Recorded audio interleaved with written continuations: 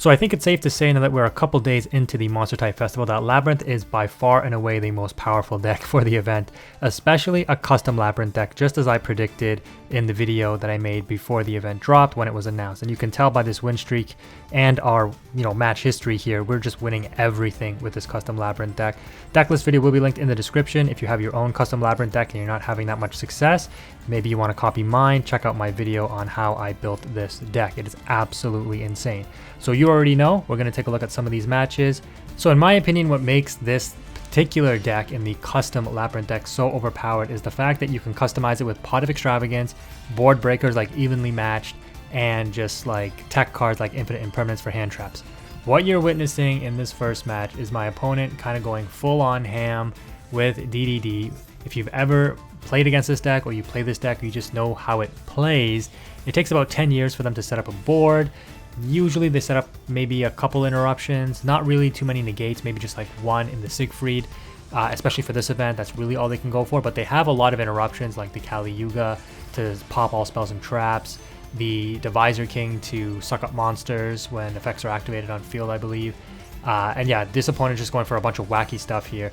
It took them about, I don't know, a couple minutes to set this up, and they are using a ton of cards, obviously setting up a very impressive board. But I mean, just like my one video, I think it was in regular ranked mode where I was using Flow Underease, and I said, people popping off with these crazy boards, not respecting evenly matched. So the opponent is literally full on extending, going balls to the wall, like it's all or nothing right now. They're putting it all out there, literally putting it all out on the field. And I'm just sitting here like, okay, even if you've got the Siegfried, I mean, I've got the Infinite Impermanence, they don't put up the Siegfried, and it's just free real estate from here. Main phase 1, battle phase. Evenly matched, you keep the one card that cannot be targeted, which is a good choice since most of the Labrynth cards target in order to remove the monsters from the field, either bounce, spin, or destroy. So we just set 4 after that and pass, knowing the opponent is on the top deck mode. We go ahead and grab Ariana, and then of course we big welcome. And the lovely, when it triggers when a monster leaves the field, does not target, so that's going to instantly pop the opponent's card here, and they draw called by, which doesn't do anything. And just like that, going second with Labrynth, we have complete control and domination of the match, even multiple welcome cards, lovely in rotation for resetting traps, and the opponent kind of realizes it's a lost cause and they scoop it up. In this next matchup here, our opening hand, Stovey Torby, lovely lady, welcome, and big welcome, so pretty much the full suite of Labrynth cards. The opponent also on Labrynth. This is the mirror match. They've got the Grave Shufflers, which is a huge problem. Definitely what you want to be playing. I didn't put them in mine, which, if you watch my intro where I showed the deck list, these are super and ultra rare, and the Keldo ultra rare and the Mudora super rare. You definitely want to play these. The opponent, though, going first, has a huge advantage in the mirror match, but we are going to do what we can here.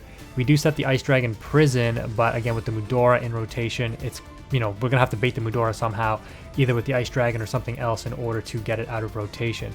So we're going through the match here. The opponent triggers their lovely. They pop our welcome, which is actually okay, because the big welcome is the card that you want. We activate field spell, and we've got a pretty decent setup. The opponent does have the lovely though, and oh my gosh, we let them get to main phase 1, which is probably a mistake because they could easily do a lovely effect.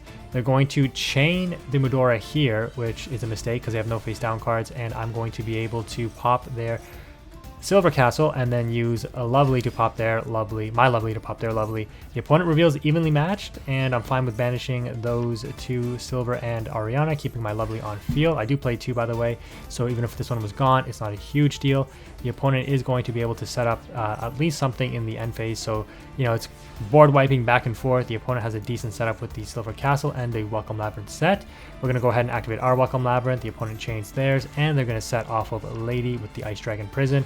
A bit of a problem, but because we have lovely here, it is going to do work. Oh no, the opponent has the Ice Dragon Prison. They're going to chain their Ice Dragon Prison because they coup clocked, and we're going to chain the big welcome to bounce back the lovely because this one is negated, so the opponent is not going to be able to banish our 2 lovelies here, and we end up setting up on just a bunch of traps. This Ice Dragon Prison is not live until we control the Fiend, I believe, so the opponent's going to go into Nightmare Phoenix, and we pop the Imperm on it, which is huge. The opponent realizes that that's going to be a GG, because as soon as this Orion is summoned, the Ice Dragon Prison is live. Even though they're going to set a card, we're going to end up banishing their Silver Castle, and then we are back in control. The opponent clearly didn't have much left. They were going for it, right? They knew that the Ice Dragon couldn't be popped without a Fiend, so they were trying to get it off the field before I got one on. Nonetheless, though, we do take that match off the surrender. So is this event really just Labrynth mirrors back and forth? In this match, we're actually going first. What? Why am I playing a going first match? No one's interested in that. It's so easy. Oh, the opponent is on a custom Labrynth deck. That's really good, because you can see the effect of impermanence. Now we're forced to use the furniture to get our field spell up, and we have a big welcome. And this setup is very, very strong. The opponent just sets 3 pass, and I'm like, Feather Duster is going to go in. So nice that we are able to pop one of the opponent's cards, and then we're going to be able to recur our furniture and pop another one off of Lovely. So for the first pop was off of a Labrynth card with Labrynth, and then the second one was off of the Lovely effect when a monster is returned. So the opponent is going to attempt to trigger some effects here, and we're going to stop it by bouncing our Lovely back, I believe. The opponent, ends up setting up something half decent, setting off of Lady, but we have the Duster for any follow-up, and now we're in total control here.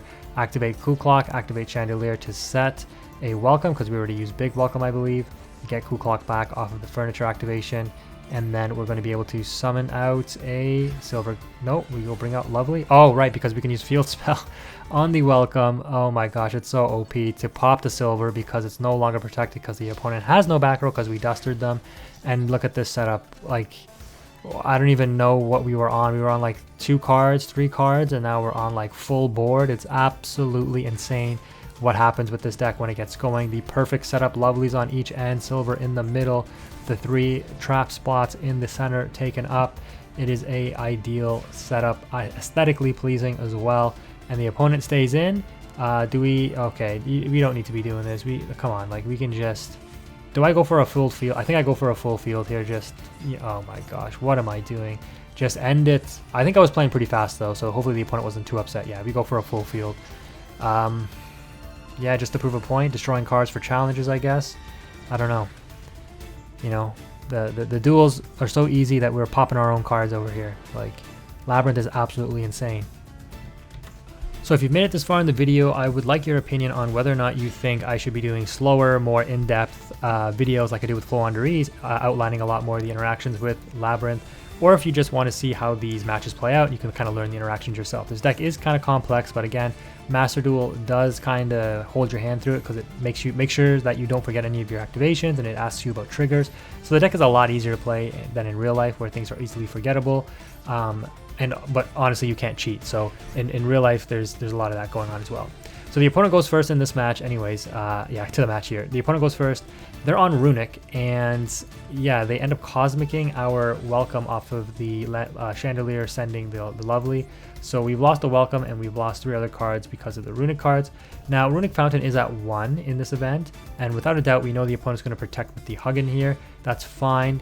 We're going to then activate Labrynth, and then Coup Clock, forgetting that you need a Fiend in order to activate the Big Welcome. So huge mistake on my part. The opponent resummons Hugin, and I'm like, oh, did I just lose this match? They Destruction, the Field Spell. We're going to chain the Big Welcome, and the opponent has Red Reboot. That's absolutely crazy. So, Field Spell's gone. The opponent's going to draw 1, and we get the Dogmatic Punishment off of the Red Reboot here.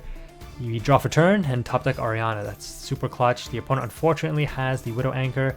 Look at this. This is insane. This is absolutely insane. They have Royal Decree. That's insane, right? We end up still outing the Huggin though, and because the opponent protects. And then they protect again from the Entis. And yeah, they're still able to draw 1. We just go battle phase, and I'm like, all right, let's see what we can do here. I don't know what kind of battle phase you're going to have with a Runick deck where you don't really summon monsters.